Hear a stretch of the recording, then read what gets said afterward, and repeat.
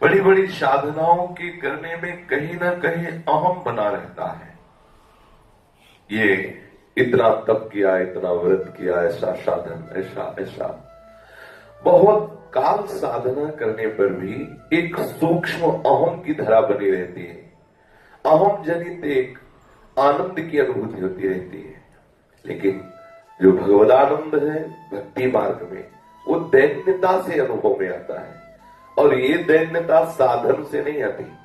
ये दैन्यता जो साध्य के अनुराग रंग में डूबे हुए रसिक महापुरुष जन है, प्रेमी जन है, निश्चित निश्चित उनके समागम से आती है। उनके संग से बहुत शीघ्र अहम का नाश हो करके बहुत सहजता से, सरलता से बात हृदय में बैठ जाती है कि मेरे जीवन का परम लक्ष्य भगवत प्रेम है, भगवत प्राप्ति है।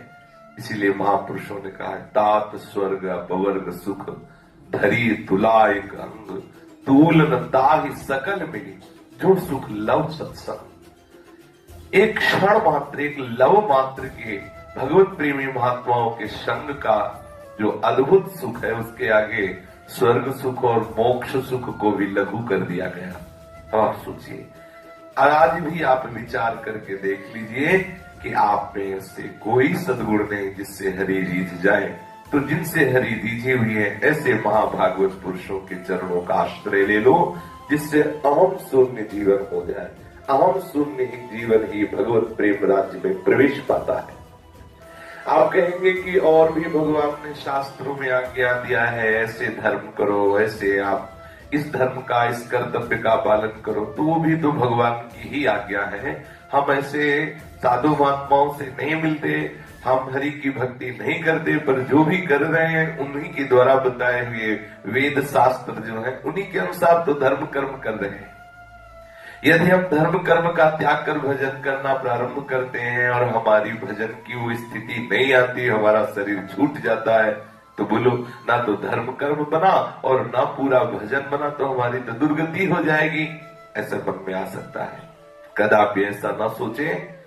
हमारे भगवत प्राप्त महापुरुषों ने ये अपने हृदय से अनुभव की हुई भागवतिक बातें जो उन्होंने अनुभव की है, जिसने अपने समस्त स्वधर्म का त्याग करके, श्रीमद् भागवत महापुराण में भगवान व्यासदेव जी साक्षात भगवान के अवतार हैं।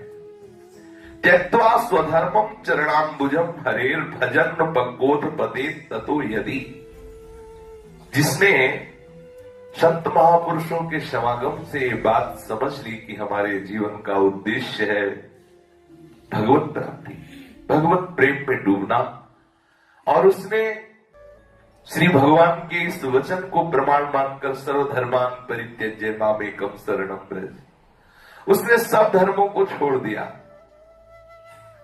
त्यक्त्वा स्वधर्मम चरणाम्बुजम हरे, हरि के चरणों का भजन करने के उद्देश्य से उसने सब धर्म कर्म छोड़ दिया, जो उसके कुल धर्म है, शास्त्र मर्यादा से धर्म है।